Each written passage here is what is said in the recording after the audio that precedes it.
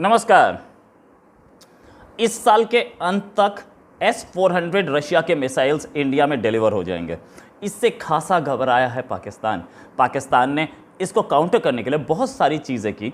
Ghaznavi missile test किया, Shaheen missile test किया, एक ड्रोन का कॉन्ट्रैक्ट साइन किया टर्की से, चाइना से ऐसे ही सरफेस टू एयर मिसाइल मंगवाए, लेकिन कोशिश पूरी होने के बाद भी कुछ कर नहीं पाया, बेचारा फंस गया। ये जो मिसाइल है S-400, ये बड़ी काबिल मिसाइल, अपने एरिया की सबसे बढ़िया मिसाइल है अपनी फील्ड की।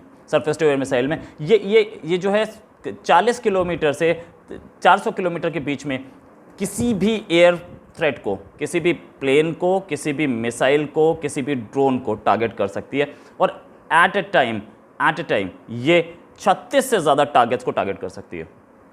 चाइना ने पाकिस्तान को दिए थे FN-16 MANPADS मिसाइल, जो कि सरफेस टू एयर मिसाइल है। 800 से ज़्यादा तो उड़ने से ही मना कर गए, वो चले ही नहीं, टेक्निकल फॉल्ट थी उसमें। उसके बाद बोला गया कि भाई इसको ठीक करो, तो ठीक करने के लिए एक टीम वहाँ पहुँची, अब भी वो काम कर रही है, अभी तक तो कुछ हुआ नहीं।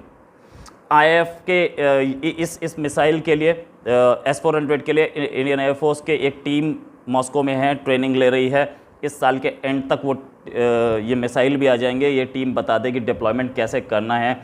और इस मिसाइल का सबसे बड़ा फ़ायदा, ये चाइना बॉर्डर पे भी काम आएगी। हालांकि चाइना के पास भी ये मिसाइल हैं, ये 2012 में चाइना ने खरीद लिए थे रशिया से ही, लेकिन फिर भी मिसाइल होना ज़्यादा ज़रूरी है, क्योंकि मिसाइल से फ़ायदा क्या होता है कि उधर का कोई भी प्लेन, उधर का कोई भी मिसाइल नहीं आ सकता, ये उसको रोक देगा।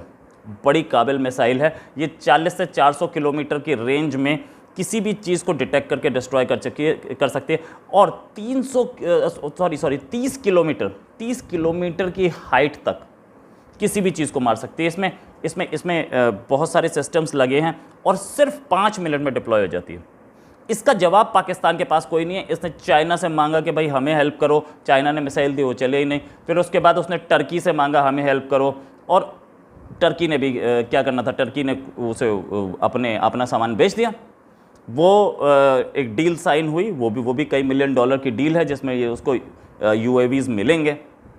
लेकिन इसका जवाब अब तक पाकिस्तान के पास नहीं आ पाया। पाकिस्तान सोच रहा है कि इसका क्या किया जाए, लेकिन अब तक पाकिस्तान हैरानी में है कि ये मिसाइल हमें क्यों नहीं मिल पाई। पाकिस्तान ने रशिया से ही बात की कि हमें ये मिसाइल बेच दी जाए, क्योंकि इंडिया की एक पॉलिसी है कि कोई भी मिलिट्री कंपनी अगर पाकिस्तान को सामान बेच रही है तो उससे इंडिया नहीं खरीदता है।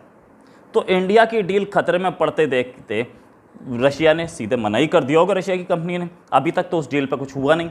और फैक्ट ये है कि क्योंकि इंडिया एक बहुत बड़ा बायर है और इंडिया जैसे बायर्स बड़ी मुश्किल से मिलते हैं, तो पाकिस्तान को कौन बेचेगा ये मिसाइल? क्योंकि पाकिस्तान मांगता है 10-20, इंडिया मांगता है 150-200, तो ज़्यादा फ़ायदा 150-200 में है, तो वो बेचते ही नहीं है, वो सीधे मना कर देते। F-16 वो कंपनी है जिसने पाकिस्तान को F-16 बेचा था, और उसके बाद इंडिया ने F-16 लेने से मना कर दिया था। फिर उसके बाद मूव किया पाकिस्तान ने अंका जो टर्की के ड्रोन हैं, अच्छे ड्रोन हैं, 24 घंटे तक उड़ सकते हैं और करीब 300-400 किलो का पेलोड ले जा सकते हैं। तो वो वाले उसने डील फट से साइन कर दी। उसने ये भी नहीं देखा कि ये कैसा ड्रोन है, क्या कर सकता है, क्या नहीं कर सकता, इसलिए क्योंकि वो डरा हुआ था। उसको लग रहा था कि हमारे पास कुछ ऐसी जवाब नहीं है इसका। खैर, वो ड्रोन क्या करेगा, उस ड्रोन को तो ये भी मार गिराएगा, कोई टेंशन नहीं। हाँ, साथ में चाइना से उसने CH-4 ड्रोन खरीदे, पिछले साल खरीदे थे। वो ड्रोन 5 डिलीवर हो गए। अभी हाल में सैटेलाइट इमेजेस बताती हैं, ये अमेरिकन सैटेलाइट इमेजेस हैं, बताती है कि बहावलपुर एयरबेस पे ये ड्रोन देखे गए थे और बहावलपुर एयरबेस से उड़ने की तैयारी में कोशिश कर रहे थे। उसकी ट्रेनिंग हो रही होगी या कुछ हो रहा होगा, तो वो ये ड्रोन्स भी काम में लाए जाएंगे। लेकिन इस सब के बाद भी एक ऐसा इफेक्टिव सिस्टम पाकिस्तान के पास नहीं है जो कि इसके जवाब का हो। वो चाइना से जो खरीदे थे वो तो चल ही नहीं रहे, वो एंटी एयरक्राफ्ट मिसाइल ही है, लेकिन चल ही नहीं रहा। उड़ेगा तब तो मारेगा किसी को। तो S-400 से पाकिस्तान घबराया हुआ है और कोई जवाब नहीं है पाकिस्तान के पास। वैसे हिम्मत हौसले बहुत हाई हैं। कल ही पाकिस्तान के आर्मी चीफ बाजवा साहब ने ये बोला कि हम कश्मीर को सपोर्ट करते रहेंगे, कश्मीर कॉज को सपोर्ट करते रहेंगे, जबकि पता है कि हम लड़ नहीं सकते, लेकिन कश्मीर कॉज को सपोर्ट करते रहेंगे। कितना करेंगे, कैसे करेंगे?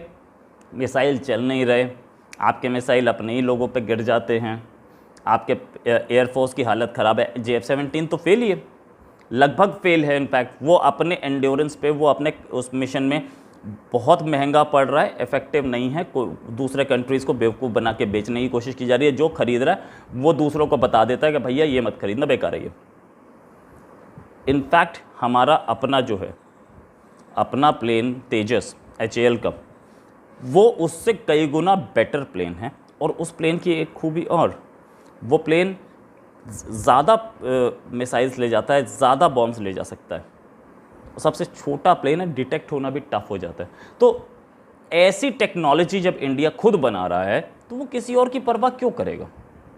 इस टेक्नोलॉजी के साथ आगे फ्यूचर में कितना डेवलपमेंट होगा हमें नहीं पता, लेकिन हमारा जो तेजस है, उस तेजस को अभी तो फॉरेन ऑर्डर्स हम ले ही नहीं रहे क्योंकि हमारे अपने पास कम पड़ रहे हैं। तो लेकिन जैसे ही तेजस सामने आएगा, JF-17 की असलियत सामने आ जाएगी कि JF-17 कितना काबिल है।